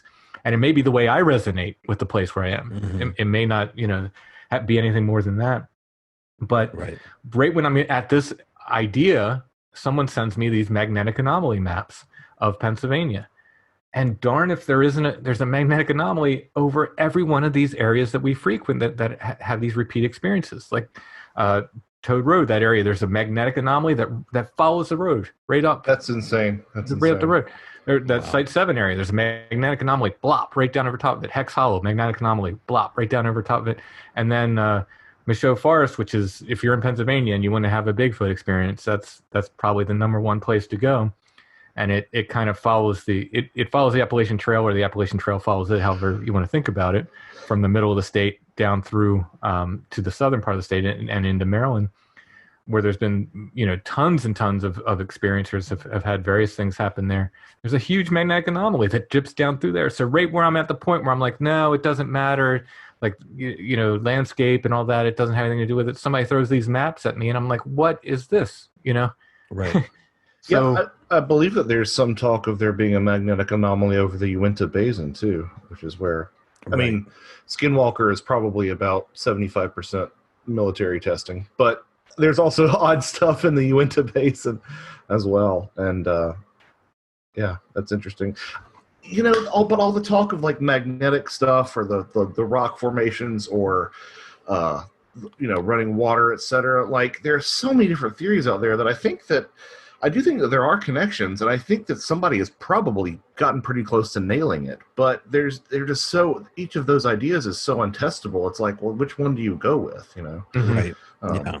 That's where I get really frustrated with the talk of things like that. You know? Yeah, if either one of you ever have a chance to reach out to Henry Franzoni, I often refer people to Henry as far as the forefather of looking into kinetic energy and Tesla technology and Bigfoot. He wrote the book Spirit of Seattle, and we had him out at the Al Moon Lab, and he was the only person to really look at the property and start to come up with there being more of an out-of-the-box, solution for why all this weirdness was happening there. And just a really great guy, be a really great guest, or a good conversation for you guys to reach out to. He's such an out-of-the-box thinker when it comes to this. And anyway, he just comes to mind here as far as what we're talking about. And he was his name pops up. Oh, sorry, go ahead, Tim. He was another guy that started out very much flesh and blood and had to basically change over time as the evidence presented itself to him, right? Yeah. In fact, the first thing, I interviewed him back in 2007 at the age of talk show radio, I think it was, doing a podcast. And he said, oh, yeah, Bigfoot blew up my radiator. Or it blew up my starter on my car. And that was such an odd thing to hear right out of the gate. But it makes perfect sense now. Oh, yeah. Yeah, his name shows up, is peppered through both volumes 1 and 2. Oh, good. Oh, yeah. Great. Yeah. Really interesting guy, and just such an easy guy to talk to. Again, Where the Footprints in High Strangeness and the Bigfoot Phenomena, Volume 2, Evidence. You can find it now at Amazon, along with Volume 1 and all the books, including Apparitions. Joshua Cutchins has at least 4 books I'm looking at ready for you to buy also as well. Can I find all those on Amazon, Josh? Yeah, you can find them all on Amazon. You can get them signed from me, or if you want to do something that will really make my heart sing, if you can find them through somebody besides Amazon, that's always encouraged there you as go. well. Yeah, you don't. That's great. And again, Timothy, what is the website people should go to for you? Strangefamiliars.com. That's my podcast, but all that contact information goes directly to me.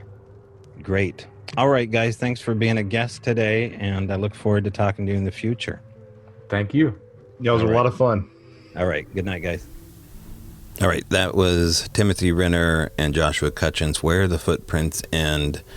Now you know how to find it. Go buy it. Also, I want to thank Renner for my signed copy of Apparitions, an art book, Bigfoot, Sasquatch, Ghost, the Undead, and Cryptids, and Mothman. You have to see Renner's artwork to really appreciate it. I can't describe it to you, but it captures the eerie, the strange, the wonderful, all in pen and ink. It transfers well, and he's got quite the eye. And if you want to see something that's really spectacular, check out the book. Rather, the cover of the book, Where the Footprints End, Volume 2. And there you'll see an homage to the Al Moon Lab in a way that is hard to ignore. Okay, so you know what to do this week.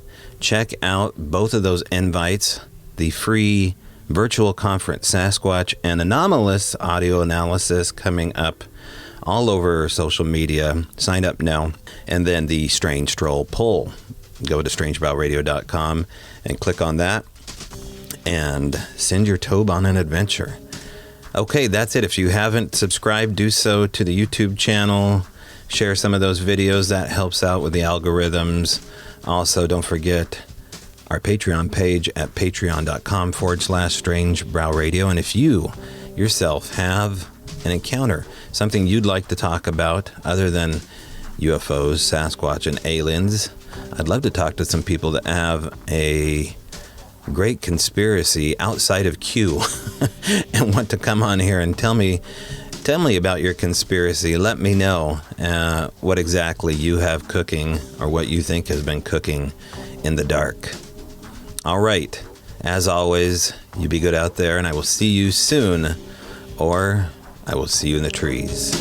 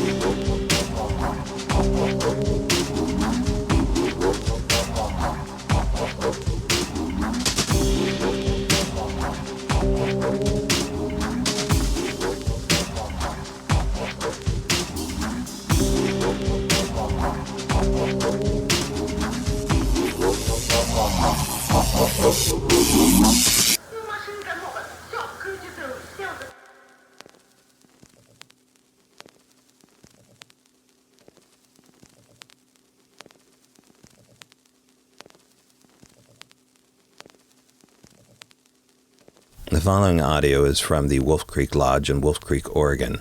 The owner, Andrew Schroyer, can be heard here giving me a tour before my overnight in this incredibly haunted and historic inn.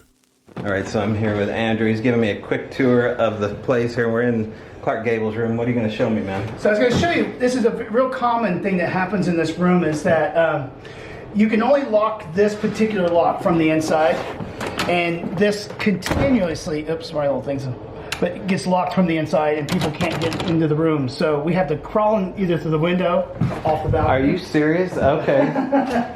Or we can usually get into this door, but it's usually locked as well. So do you do EVP sessions up here too? Like, have you got Clark? So I've had a couple say that they had a real brief kind of discussion with Clark. Yeah. I'm not particularly sure it happened that way. Okay. Because that was a one-off. We've only had one person that's ever claimed to actually talk to Clark Gable. Carol Lombard, on the other hand, maybe. Could be? Yeah. Okay. Yeah, for sure. Visual stuff too? Visual, yeah. Okay. There's a great book. Yeah, I see a Clark Gable book over there. Yeah. There used to be a log. I wonder if it disappeared. That people used to write down all their experiences on. Oh, those are the best. And those are fun to. Yeah. I'll ask you. Because you can get a common denominator. Oh, and the hot water turns on in the middle of the night. That's very common. The AC is awesome. It's working good. Well, it's not just that. It's a climate control system. So it's like humidity and everything. It's all perfectly balanced. But this is our perfume smell, and it is. Okay. Now, And it'll come on like really strong, and they just like choke you out? gone within seconds. And It's just right in here in front of this? you can run back and forth, and you're not going to smell it. Okay, I'll be But on the lookout for I that. get a real strong vibe here. When I stay here, this is the room I stay in. I like the bunk rooms. And this one has these are awesome. great activity in this. Yeah. Lots of orbs. Really? Okay. This particular room. So some of these are off limits? This is off limits. Yeah. This is Jack London's room, so we keep it locked. Oh, wow. Look at that. White Fang? Yeah. That Jack London. Damn. So he finished Valley of the Moon here. That was his last book. Oh, yeah. Look at this. What a piece Can you of imagine history. him and Charlemagne on the bed? That was their bed. Look how big that is. I mean, granted, they were smaller, Yeah. but not that small. Well, people were tinier back then, but not. Yeah. Look at this now. What's this in honor to? Well, this is just like a little museum. Okay. Of all your stuff? And you got to check out Clark. Look how handsome that guy is. That was when he had just started. He was still a logger up in Portland. Oh, that's fantastic. I didn't know he was a logger. Yeah, that's how he got founded. Wow. So this gal was used to run a theater in Portland, and she was walking down the street one day and saw him, and he'd come into town to go drinking. And she grabbed him and said, "Listen, you follow me." And she took him down to California and got his teeth fixed. His teeth were really messed up. And Oh, that's where you're sharing. yeah. And that's where it came from? Yeah. The caps, the little lisp that he had? Yeah, He had like a, because they had to straighten some teeth, and then they pulled some teeth. And I mean, okay. and they were able to get him kind of into this shape here. Yeah, that became his trademark, is the sound of his teeth kind of whistling. And he, of course, got rich and then dumped her and got Carol. Oh, Who at the yeah. time was He made an the highest- upgrade. She was the highest paid actor in Hollywood back there.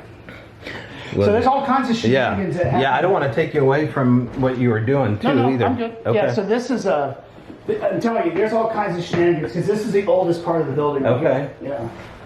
And then these used to be rooms before, see where the dividers are? Yeah. These are rooms before Dougal built this section in the 30s. And so you can imagine these are pretty tight quarters, but Oh, yeah. rooms were small because you weren't heating them. You know, there's only 3 fireplaces in the whole building. So they had rooms here, they had rooms here. And then, of course, this was where the wait staff. This was living quarters at one point, and they opened it up. This whole thing was a restaurant. And then This is the staff would incredible come up. here. So the story on this, we know there's 3 kids in the building, 2 little boys and a girl. And the story has been told to me by many, many people that one of the little boys pushed the girl down and killed her in the staircase. She landed at the bottom of the landing there.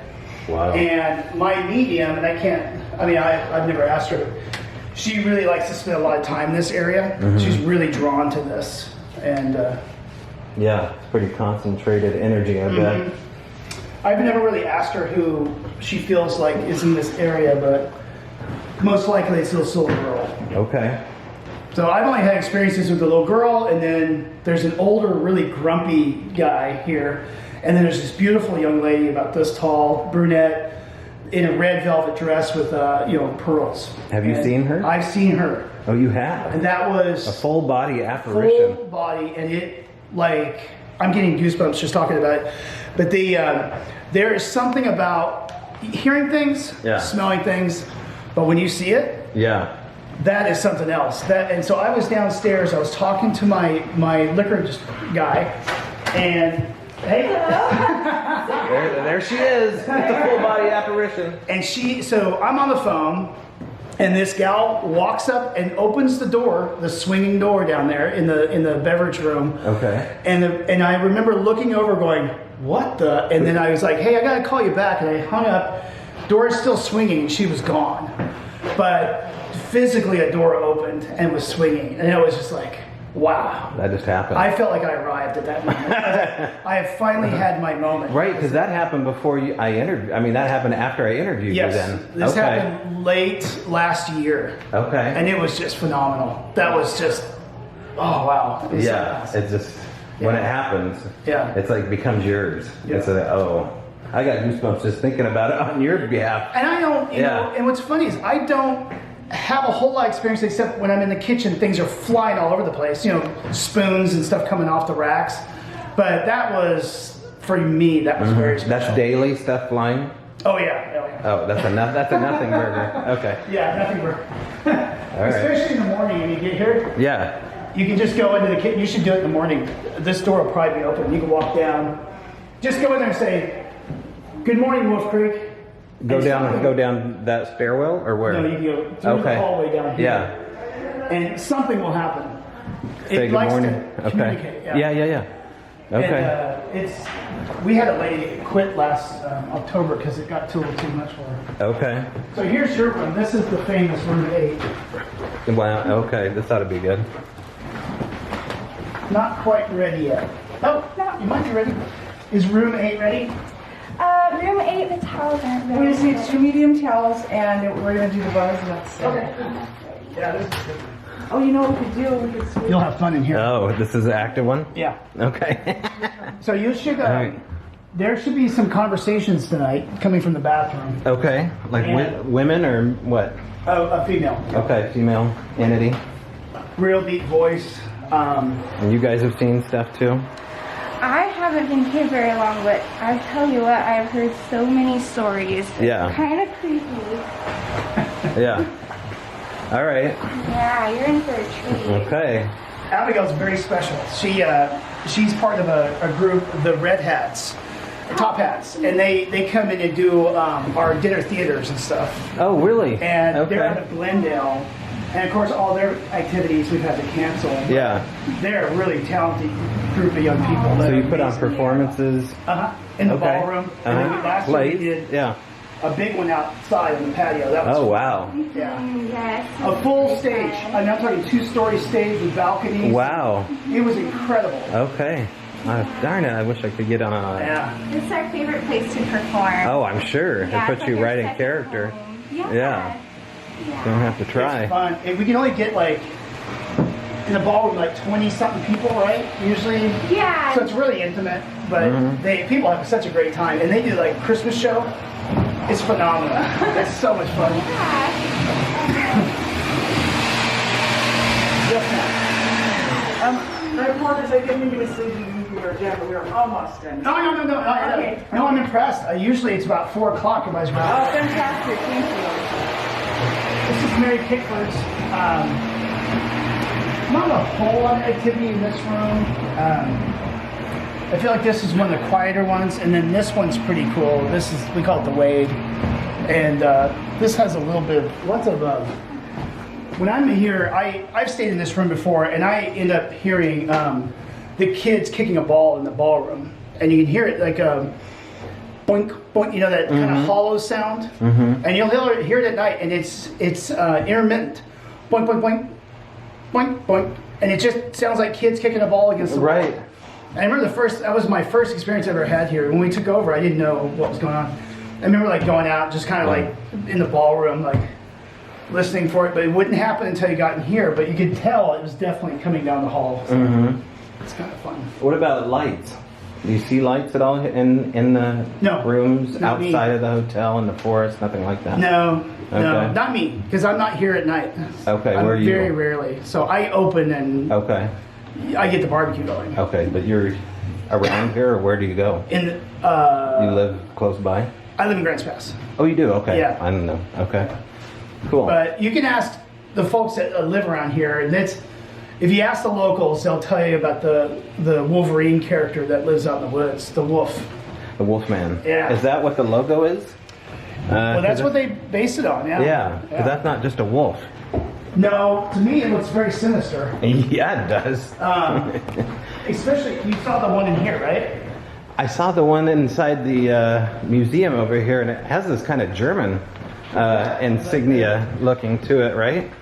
I mean, it definitely looks like... I mean, this does not look like a friendly place to get a bite to eat. No, his eyes are scowling, Yeah. right? Mouth agape. So this would have been the 70s when they did this. Yeah. Okay. And that logo was prevalent until the state took over and they kind of rebranded to Yeah. make it a little softer. And Sure. kind of sanded off the edges. Yeah. Okay, exciting, man.